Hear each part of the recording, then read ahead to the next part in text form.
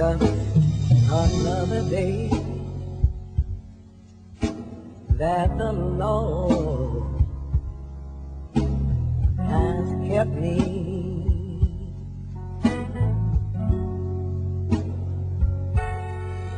Just another day that the Lord has kept me. Oh yeah,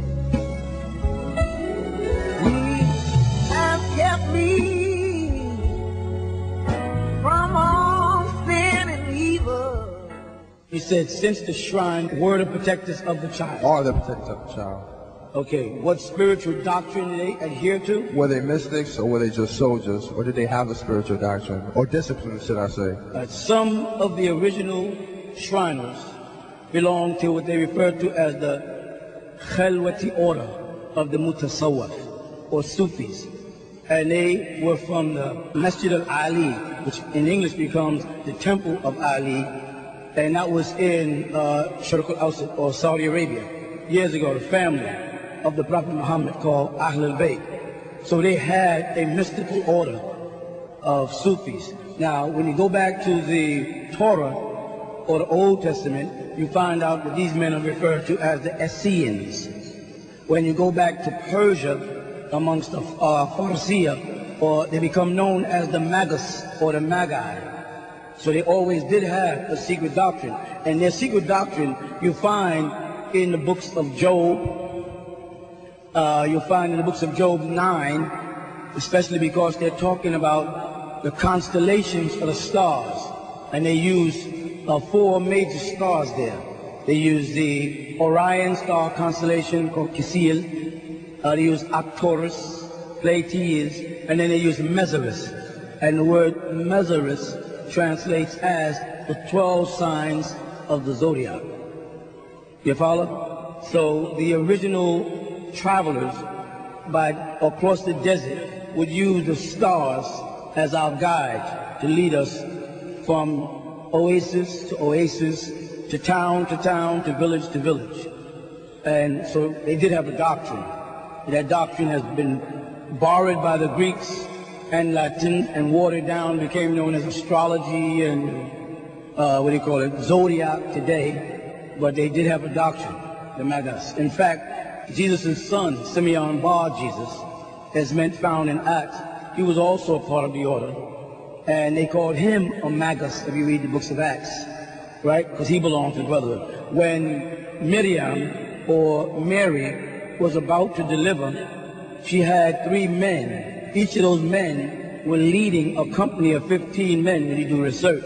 Into Egypt, you get the story from the Coptic church, because the brother of Jesus, called James, his real name was Yaqub, took the real teachings of Jesus into Egypt and back to the village where Mary was when he was a child, amongst the Hendendawa, or the Biga people. When you go back and study that, you find things that they didn't record, or that the Nicaeans, or those councilmen of Nicene, took out of the Bible, took out certain books. And that's why if you look at the Catholic Bible, and then look at the King James Version of the Bible, you'll find the King James Version only has 66 books, and the Catholic Bible has 72 books.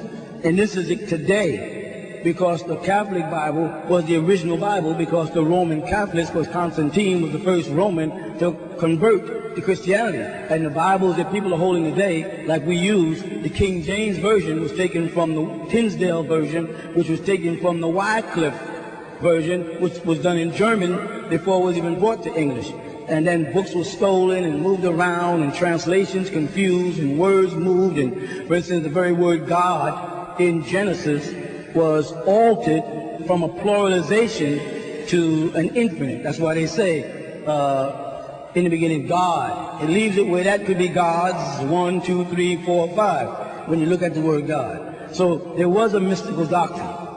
There were secrets that were kept and protected. Certain things that the brotherhood protected, right? About the family of Jesus, about the crucifixion of Jesus, about the life and whereabouts of Mary after Jesus. Jesus had what we refer to as sacred disciples, like of Joseph of Arimathea and Nicodemus, and these individuals belonged to a sacred brotherhood of which Lazarus was initiated in. Okay? Just to jump around a little. So we do have the wise men who were from Persian chapter that came over to see the child that was born, actually to protect him. If you really read the Bible close, had not the wise men got there and told Joseph and Mary what to do, then Jesus might have died before he got baptized and received the power of God. Because the reality is that if Jesus had to leave Jerusalem and go to Egypt because Herod wanted to kill him, then the reality is he could die then.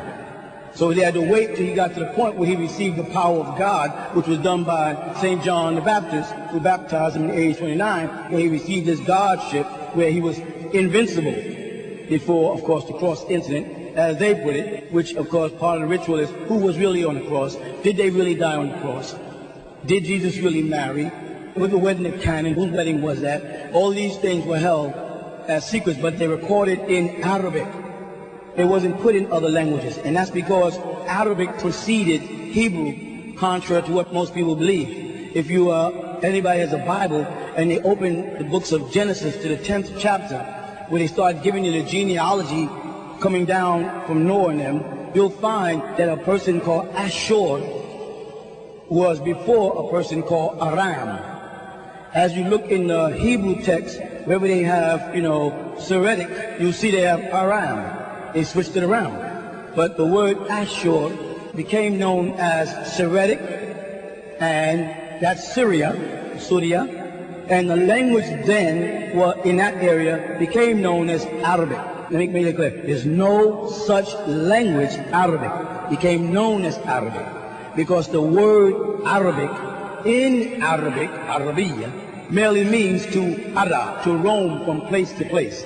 And when Ibrahim, or in Hebrew, Abraham, right, left Ur of Chaldea to cross the Tigris Euphrates to go over to the Phoenicians, where they called him Ivri, or Hebrew, right, he was speaking Syriac. And they'll tell you Lebanon was Assyrian, and that was Abraham's Nahar, Abraham's father's brother, Tyrannim, was in Syria. Chaldea was considered Syrians. I don't want to lose you now. But that language, Arabic, existed first. This is why you have two different names in the Bible for God. One name being Yahweh or Jehovah, and the other name being Elohim. You follow? The word Yahweh or Jehovah is equivalent to when you say in Aramic, bar for son, as opposed to what you would say in Syriac, ben for son. So that's why you have two sons, bar of Jesus, and then ben this, because two languages are running through the Bible. One of them is Syriac, or from Ashur, the oldest son, and the other is Aramic, which became known as Hebrew. Yahweh or Jehovah is a Hebrew name. But the word Elohim is the plural for Elo or Ilah or Allah, which is ancient Ashuric or an Arabic name. You follow that? Jesus spoke Arabic. And that's why Jesus in the New Testament didn't call on Yahweh. He said Eli. He used the word Ilah. Eli, Eli, lama sabachthani. My God, why have thou forsaken me? Because Jesus was a Nazarite, and he lived in Galilee. And the Galileans spoke Arabic, which you read in Acts when they start talking about the speaking in tongues. When you do a research, you find out that most of those tongues or languages they were speaking was different variations of Arabic. Syria, Egypt, and such. So Jesus himself spoke a form of Arabic, as well as he did understand the Nazarite dialect and Aramic, but his key language was Arabic. That's why he used the word Eli and not Jehovah when he was on the cross. And throughout the Bible, you find men that have Eli in their name or El in their name, dealing with the Ashuric side of the family, which came down through Abraham, through Ishmael,